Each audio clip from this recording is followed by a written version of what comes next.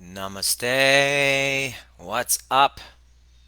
Beautiful Thursday afternoon here in Vancouver. And I don't know if you can see me or not. It's showing that we're live right now. What's going on?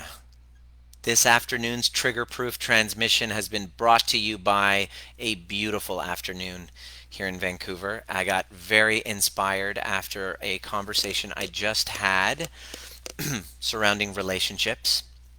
And I put up a post earlier asking about red flags, and it got me thinking.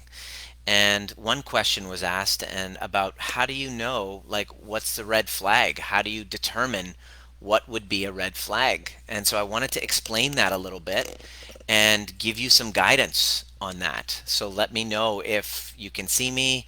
Hashtag replay if you're watching again. I'd love to see, what you got out of this because you probably didn't watch on live because I didn't announce it. Let me know what you got out of this. What was your biggest takeaway? I really want to know how this lands for you. If you just jumped into this group for the very first time, I want to welcome you. We've had a tremendous amount of growth over the last few months. It just started a couple months ago, and now it's gone to well over 1,000, 1,100, 1,200 members. And my name's Dr. Nima Rahmany, and I'm a chiropractor. And why the hell do I talk about relationships and secure attachments and all of this stuff? What does this have to do with anything? And I'm going to answer that. And I want to just let you know that if you're brand new here, you were invited or you found this, this group, you're most welcome. My goal here is to give you content that actually wakes you up rather than distracts you. Content that actually causes you to look, because Socrates said, an unexamined life is a life not worth living. And I believe that that's true. And if I can tell you my example, when I put on some lenses, proper lenses, and I started adjusting my lenses and examining my life, I could actually see that I didn't like what I saw in my relationships. And I took all of the training that I had in the nervous system, plus all of the personal development work that I did in polyvagal theory, healing my own body and creating a sense of safety within all of my anxiety that I was kind of raised in, that got passed down from generation to generation. Those things were blocking me from having healthy relationships. One relationship after another would break down, and I couldn't get this relationship right. And I started seeing patterns in my patients that were all coming in with stress related disorders. If you just got to know them, they had problems with healthy, secure, interdependent relationships. And their breakdowns and the stories around them, which were replications for past events with primary caregivers, with mom and dad, that fracture and rupture was impacting their the way that they were showing up, the way I was showing up in my current relationships. And my early attachment wounds were bleeding into my relationships, preventing me from creating what's the holy grail, I believe, which is the holy grail of all human existence, is a secure attached relationship, which is, excuse me, another way of saying healthy interdependence. In a way of, I'm married now, in a way of, my wife doesn't need me and I don't need her. I'm not dependent on her. She's not dependent on me, but we have a healthy interdependence. Because to be needless of one another, there's nothing sexy or romantic about that either. So there's got to be some middle ground between completely codependent and needy to avoidant and I don't want to have anything to do and just completely blocking intimacy. There's a sweet spot in the middle. I wonder if I could create this sweet spot in the middle. And I started to study what secure attachment relationships were all about. I started to study the polyvagal theory and to understand how my nervous system is going to be the number one limiting factor of me being able to have a healthy relationship, a safe relationship with someone else. How can I create safety in this interaction or with my clients or in my business if me and my body, I'm in survival mode? Start stemming back from an old childhood event. So it's impacting the way that we have secure relationships. And what does a secure relationship ideal goal look like? I had to ask this question, so I'm going to present it to you and let me know if this is resonating with you. Number one, when you see secure relationships, you see people, they have kind of like a natural grooming of one another. You can tell if you're at a date. Sorry, you're at a restaurant. You're watching tables. You can literally see what the secure relationships look like. They have matching behaviors. They're present with one another. There's a natural grooming. There's an easy friendliness and eye gaze that's happening with one another, and they experience each other as regulating. It's really neat because whenever I see Diana, oh, you're right there. Every time I see Diana, she's sitting behind me. It's kind of creepy. I didn't realize, which is creeping the hell out of me. She's watching over me. There's an experience of regulating. Like, look at her right there. She's got the little belly going on right there. And when she looks at me, and she looks into my eyes, I have this feeling of, oh, I feel safe. When she looks at me, she smiles. She feels safe. It's like when you have, a pet or something, when they see you and they get excited, they experience you as regulating. There's an easy friendliness and an eye gaze. You regulate each other emotionally. That's a secure attachment, rather than the codependent type, which triggers the shit out of one another all the time, and you don't actually have the experience of a nourishing relationship, like a refueling station. Like your partner becomes your refueling rather than a draining. And the secure attachment is really important because it builds confidence. And there is research out there that shows that those of us who have secure attachments at home feel safer to go out and explore and take risks. So there's a correlation between career success and relationship success. And I know for a fact right now, because I have things on lockdown at home with my wife and baby mama, that I feel more courageous and confident going out in the world and putting myself out there, which can be scary for most people who are wanting to hide. Does that make sense? So, secure relationships basically are the feeling where you feel more open to explore the world and take risks because we feel safe at home. The closeness between you and your partner brings more safety when you're speaking with one another. When Diana is talking to me, for the majority, she has a melodic tone in her voice. It's not, and I know when she's pissed off at me, all of a sudden that melodic tone goes. But a secure relationship, you're spending the majority of the time in this melodic type of tone. And you also feel empowered to repair after a conflict. Okay, and you're able to keep each other updated. You're so tethered to one another throughout the day that you keep each other updated. How are you feeling? How are you doing? Like, you have this contract that you're like, okay, I'm able to do my work and invest my time and energy in my work, but then I'll be like, you know I'm updating you. Hey, how are you doing? I'm doing so and so. You um, when you're going through challenge in a secure relationship, you're going to reach out to that person and tell them about the challenge. When you have something to celebrate, they're the one you want to contact. This is the characteristics of a secure relationship. And when you have a secure person who, because of their attachment wounds, is they have security, they have a secure attachment style, your secures generally tend to migrate more towards secures. Okay? And if you can find a secure individual, then you've hit the jackpot. The best way to find a secure is to become a secure. I'm going to get into that a little bit more. But there's a higher probability of longevity in secure attachments, and you end up treating each other well. Generally speaking, secure attachments end up treating each other well. So my question to you is, what what kind of relationship did your parents have? Go ahead and write in the comment section. What kind of relationship did your parents have? Did they have a secure attachment? Chances are, if you weren't raised with a secure attachment, you wouldn't know what to model yourself after. Do you have any of those to model? That's the first step. Okay? So, how to determine if someone is secure attached? Well, you're going to want to look for some red flags. You're going to want to look for some red flags. I'm going to give you a few red flags to look at when you're in that process to see who you're dating and who's in front of you. This guys, girls, doesn't matter.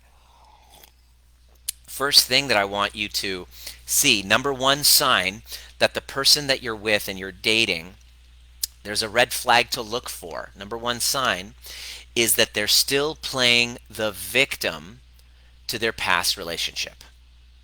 They're still playing victim. See, in every relationships there can be drama. And when you're looking from a bird's eye perspective of any drama, there's a triangle. There's a victim, there's a perpetrator, and then there's a savior. Victim, perpetrator, savior.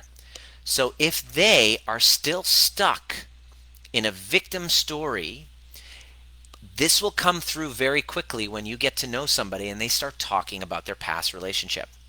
If they're speaking from a perspective of a victim, this would be a good idea for you to have a little red flag. That they have unresolved, unhealed wounds, which we all are walking wounded. But if they're playing victim hardcore, I'm not saying bad things didn't happen to them. I'm saying you're only listening to a one-sided story. Because you've been in that situation before when you have had a breakup and you're listening to your ex talk about you. Of course, they're telling you their story. You have one too. There's two people, there's two to tangle. And if they are right away coming strong at you with a one-sided victim story, it's a good red flag. Want to know why? Because they are still seeing a perpetrator. They're not taking responsibility for their role in the drama triangle. And they have an open, unhealed wound. And within a few months to years, you will be their next perpetrator. Within the next few years, you will become, or months, you will be their next perpetrator. Because these unhealed wounds from the last relationship were unhealed wounds from your past, your childhood. These attachment wounds. Unconsciously, we are replicating them. You must, if you want to heal, a healed person is able, when you see them and you're starting to date and they're talking about their past, they're able to own their part in the drama triangle. They're able to own that they were the fixer, the rescuer, the savior. They were the perpetrator, because you can never see what happens is when you're the fixer, when you show up as the fixer of the relationship, you can never really fix another person. It's never going to measure up. So because you don't measure up the way you were supposed to, you are going to end up becoming their perpetrator. So if they have unhealed wounds, they are the victim, you are going to soon become the perpetrator. The healed individual will be able to go, I was totally the victim for a while. It was tough, but I can see how I hurt them too.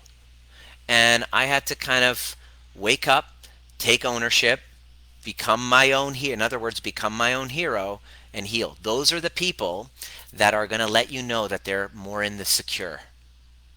If they're playing victim, you know, all right, be careful. Now, I'm not telling you anything new. I'm just organizing it for you in a way where you can understand secure attachments. Okay? If they have unhealed open wounds, they're looking for a savior. Now, your responsibility, if you want to create a secure attached relationship, is to look at yourself and wonder and see why the savior inside of you is so pulled to this person. Because victims attract saviors. Victims attract saviors who want to become the savior, who then end up becoming the perpetrator, who then end up becoming the victim, because you were not the savior, you couldn't rescue them, you couldn't possibly help them heal their own wounds, because that's their job to do. Now you're the perpetrator, which then has them act out towards you, and now you're the victim.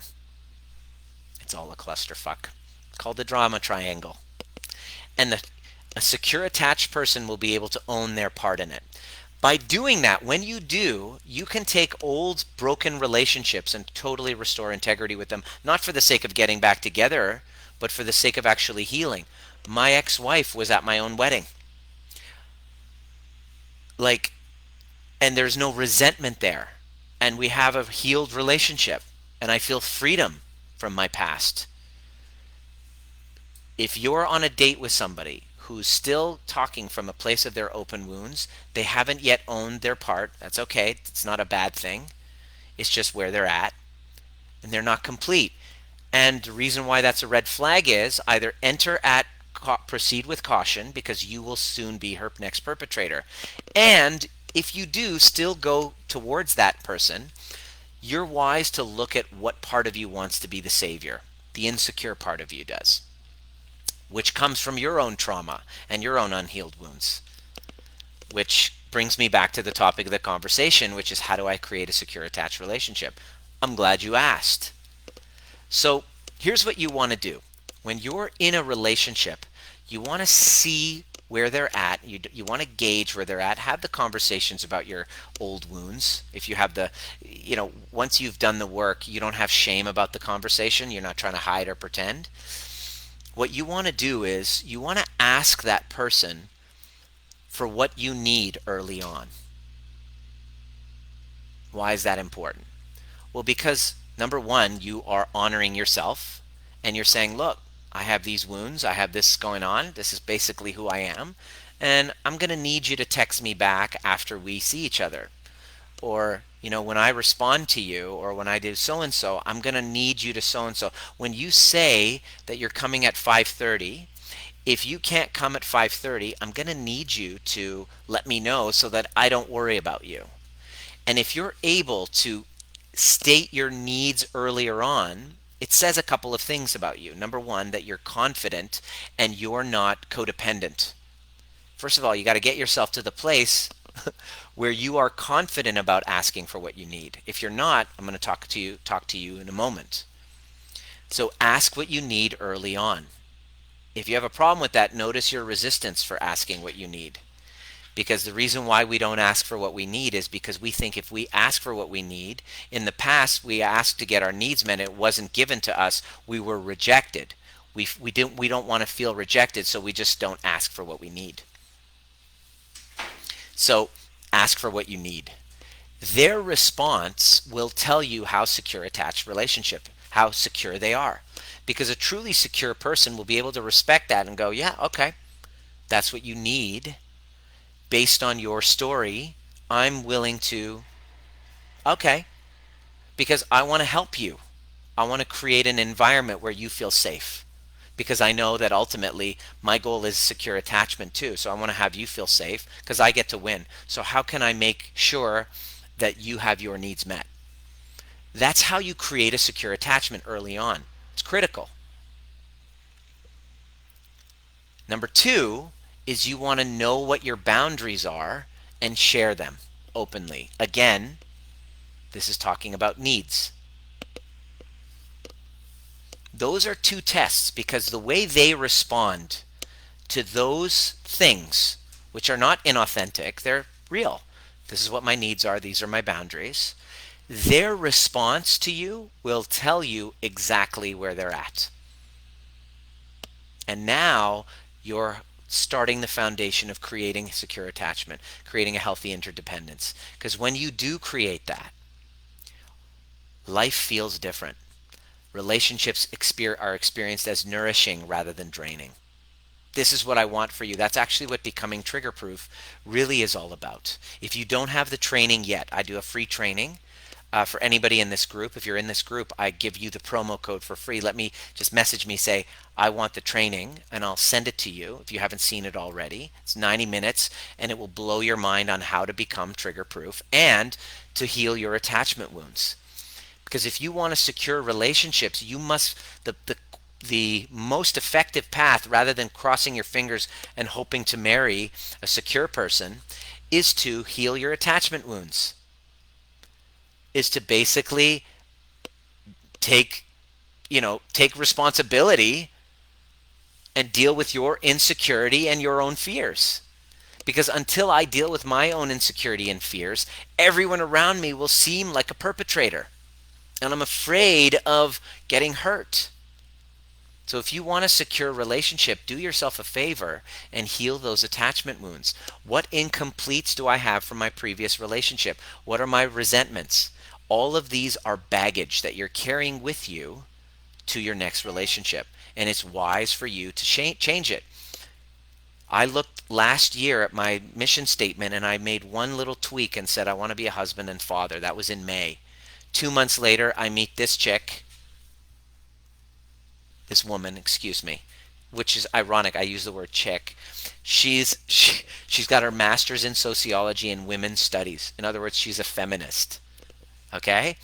And there was one moment where she was in the kitchen. She was cooking eggs or something, and she didn't have shoes on. She was barefoot. And then I'm like, oh my God, I got to take a picture of this. Remember? Come here. You're barefoot and pregnant. I have a feminist who's barefoot and pregnant in the kitchen. Stop. I'm going to take this photo and send it to your colleagues at school, and they will be completely ashamed of what you've become. She loves that joke. So I joke about that, but it just shows you it's just a comedy of errors there. Just a comedy. Like it's divine comedy that I end up with a feminist who's now, become my wife, who's convinced her to become my wife. And I believe that like this is the most secure attached relationship that I've ever had, where I feel safe to be myself, that I feel seen for being myself. I don't have to pretend or hide parts of me, even the ugly parts. I get to show them, and she gets to show me her vulnerability, and then use that as more deeper connection. And it's a work in progress, and it's the most fulfilling thing that you can do. Because I don't care if you have $10 million in the bank, if you don't have a secure attached relationship at home, you're not really fully experiencing life at your best. And your access point to creating a secure attachment at home is to create security within yourself and get yourself out of survival mode, number one, and start by shifting the replicating patterns that you consistently do again and again and again. Hey, Gisela, is to shift that pattern. Let me know if anything that I'm sharing is resonating with you. And so a good place to begin this weekend is to heal those attachment wounds. We're going to be talking about attachment wounds to our father this weekend because it's Father's Day. And I put a link in the comment section. We have 5 spots left for our Breathwork and Badassery event, and it's only $20.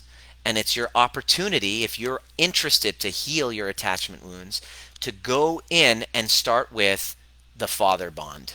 We're going to go in. All of my community, we're going to be, my clients are going to be there. But I'm opening it up once a month, one of these events we have in this community, to have me guide you into an inner child meditation first that then leads into a 1-hour powerful breathwork journey inward to heal the wounded inner child or the adapted adolescent that hadn't had their needs met properly.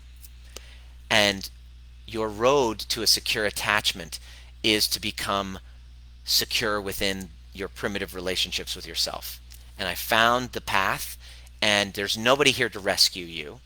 You get to learn how to be the hero of your journey, and it starts this Sunday. And I'm super excited for those of you who are coming. Gisela, make sure you come.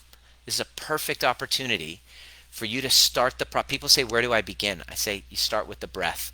Learn how to change your breathing and self-regulate. And if you're just jumping on now, make sure you rewind to start at the beginning, because I give you drop in some gold there.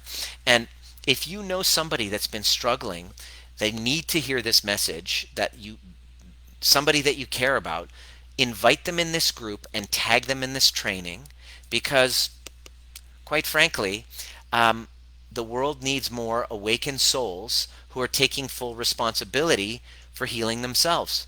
The best way to end this whole mess that the world is in is to go inside and heal ourselves rather than look for saviors outside of us. That's what this community is all about. That's what the entire conversation of becoming trigger proof is all about. Let me know if you need any support. We have all the trainings. Send me a DM and say, I want the training. I'll send it to you with the promo code. And watch it. Participate. learn the tools in creating secure attachments by getting out of survival mode in your nervous system and creating safety from within. See you at the next perfect time.